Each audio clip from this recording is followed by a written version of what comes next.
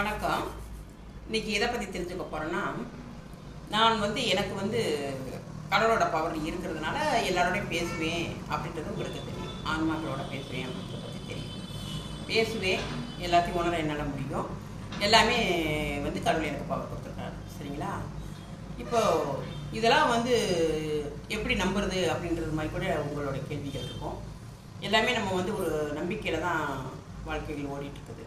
சரிங்களா? நான் சொல்கிற எல்லா ஒரு விஷயமும் உணர்வு பூர்வமாக அனுபவித்து தான் நான் எல்லா விஷயத்தையுமே நான் சொல்லுவேன். இப்போது நான் கடவுளோட உலகத்துக்குள்ள போயிடுது, எல்லா உலகத்துக்குள்ளேயும் போனது வந்தது எல்லாமே அதுக்கு ஒரு பதிவு நான் போட்டாகணும். நான் எப்படி உலகத்துக்குள்ளே போனேன், என்னோடய உயிர் எப்படி போச்சு, என்னோடய உயிர் எங்கெங்கே சுற்றும், எப்படி என்னோடய சரீரத்துக்குள்ளே திரும்ப வரும் அப்படின்ற பற்றின பதிவு இன்னொரு தடவை நான் போடுறேன். இப்போ எப்படின்னா, இப்போ எங்கள் அப்பா ஒருத்தர் எங்கள் அப்பா இறந்து போயிட்டார். அவர் இப்போ இறந்து ஒரு 1 வருஷம் ஆகும் வச்சுக்கோங்க.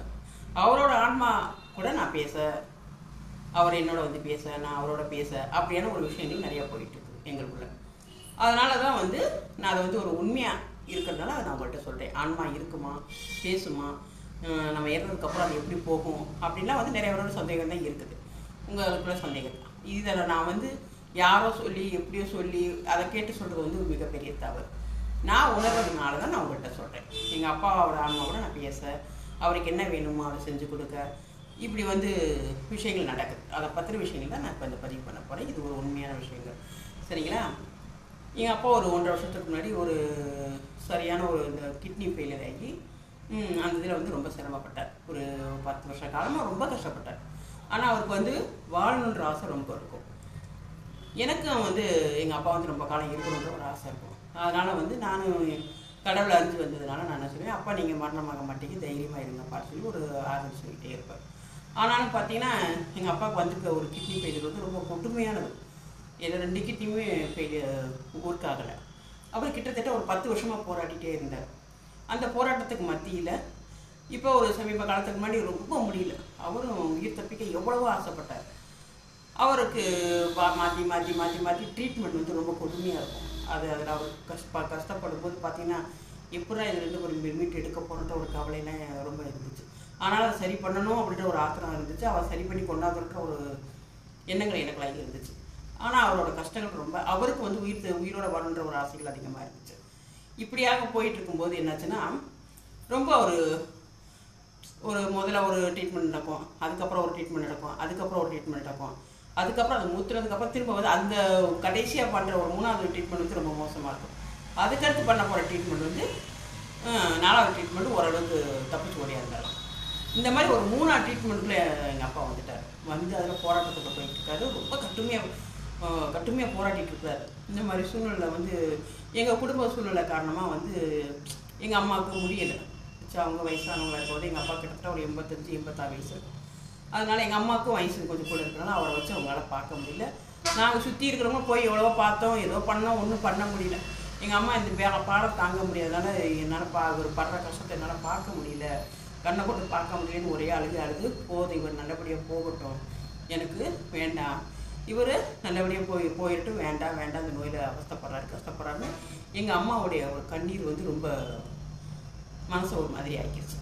ஆனாலும் ஒரு வைராக்கி இருந்துச்சு. ஆனால் அவர் படுற கஷ்டத்தை பார்க்கும்போது பார்க்க முடியல. இன்னும் கொஞ்ச காலம் வந்திருந்தேன் எங்கள் அப்பா மீட்டு கையில் எடுத்துருக்கோம்.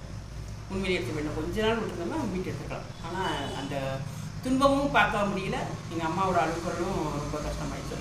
அவங்க இதை பார்க்க முடியலன்னு அழுகும்போது சரி ஓகேன்ற அது ஒரு மனப்பக்குவம், அவர் சரி நல்லபடியாக கூட போகட்டும் அப்படிங்கிற மனசு எங்கள் வீட்டில் எல்லாருக்குமே வந்துருச்சு. அவர் உயிர் விட்டு போனாலும் பரவாயில்ல, அவர் படுற கஷ்டம் வேணான்னு முடிவு பண்ணிட்டோம். அதே மாதிரி அவருக்கும் கொஞ்ச நாள் ரொம்ப பிச்சு தான் அந்த உயிரே போச்சு, போகவே மாட்டேன்ருச்சு. கஷ்டப்பட்டு தான் எங்கள் அப்பா உயிர் இருந்தார். அப்படி போனதுக்கப்புறம் என்ன ஆயிடுச்சுன்னா, எங்களுக்கு ஒரு சில விஷயங்கள் நாங்கள் கரெக்டாக முறையாக பண்ண மாட்டோம். அவங்க அந்த சாமி கும்பிட்றது, இவங்க ஆன்மாவுக்கு என்ன பண்ணணும், அந்த இதுக்கு என்ன பண்ணணுன்றது எங்கள் வீட்டில் முறையாக எதுவுமே நாங்கள் பார்க்க மாட்டோம். அப்படி தான் எங்கள் பழக்க வழக்கம். எங்கள் அப்பா இறந்து கொஞ்ச நாள் என்ன ஆயிடுச்சு, மாற்றி மாற்றி மாற்றி மாற்றி மாற்றி எங்கள் வீட்டில் எனக்கு கண்ணுக்கு தெரிய ஆரம்பிச்சிடுச்சு. அவர் அழுக, அப்படியே அவர் ரொம்ப வீட்டை சுற்றி இறந்து கொஞ்ச நாளே வர ஆரம்பிச்சிட்டார். அதுக்கப்புறம் என்னான்னு சொல்லி கேட்டால், அவர் ஏதோ ஒரு நேரத்தில் சரியில்லாத நேரத்தில் இருந்ததுனால அவருக்கு போக மனசு இல்லாததுனால அவர் திரும்ப என்கிட்ட என் கண்ணுக்கு தெரிய ஆரம்பிச்சிட்டார். ரொம்ப ஒரு முடியாத ஒரு சூழ்நிலை. என்னடா அது இப்படி இறந்தவங்க வந்து உடனே நம்மளுக்கு கண்ணுக்கு வரக்கூடாது அப்படின்றது வந்து எல்லாருக்குமே ஒரு புலம்பெல்லாம் இருக்குது. அப்புறம் ஒரு நாள் நல்லா படுத்து தூங்கிட்டு இருக்கும்போது ஒரு நடு சாமத்தில் வந்து யாரோ 2 பேரும் என்னை கூட்டிகிட்டு போகிறாங்க. என் ஆன்மாவை கூட்டிகிட்டு போகிறாங்க. வாய் நிறைய உப்பள்ளி போட்டுடுறாங்க. வாய் பூரா உப்பு. அந்த உப்பு உமிழ் நீரும் வாய் நிறைய இருக்குது. 2 பேர் நல்லா கூட்டிகிட்டு போகிறாங்க. நல்லா தெரியுது. கூட்டிகிட்டு ஜல்லுன்னு கூட்டிகிட்டு போயிடுறாங்க. கொஞ்சம் தூரம் போகிறோன்னே அங்கே போனோன்னா பார்த்தீங்கன்னா ஒரு கட்டில் மாதிரி இருக்குது. அதில் எங்கள் அப்பா படுத்துக்கிறாரு. நல்லா பார்க்குறேன். பார்த்தோன்னே என்னை பார்க்குறாரு. முழிச்சு பார்க்குறாரு. பார்த்தோன்னே அப்பா அப்படின்னு சொல்லிட்டு இந்த வாயில் இருந்ததெல்லாம் வந்து துப்பிட்டு நல்லா துப்புறதுலாம் என் கண்ணுக்கு தெரியுது. அந்த உமிழ் நீர், அந்த உப்பு நீர், உப்பு எல்லாத்தையும் துப்புறேன். துப்பிட்டு கடகடன்னு ஓடி போய் எங்கள் அப்பாவை தொட்டு பார்த்துட்டு, என்னப்பா இங்கே வந்து இப்படி படுத்துட்டீங்க அப்படின்னு சொல்லிட்டு அப்படியே அதை சொன்னோடனே டக்குனு என்னை கீழே உணர்ந்து போட்டாங்க. அவ்வளோதான். எனக்கு எங்கள் அப்பா அம்மா விஷயங்கள் முடிஞ்சு போச்சு. பேசிட்டு அவ்வளோதான் வந்துட்டேன். ஆனால் அது வந்த உடனே வரும்போதேவும் அவர் சொன்ன வார்த்தைகள் கூட பின்னாடியே வந்துடுச்சு. அப்பா அம்மா இப்போ என் பேரை சொல்லி பசிக்குதுப்பா, அப்பாவுக்கு சாப்பாடு வைக்க சொல்லுப்பா, சாப்பாடு வைக்க சொல்லுப்பான்னு சொல்கிறாரு. அப்பா இருங்கப்பா, சரிங்கப்பா நான் வைக்கிறேன்ப்பான்னு சொல்லி சொல்கிறேன்.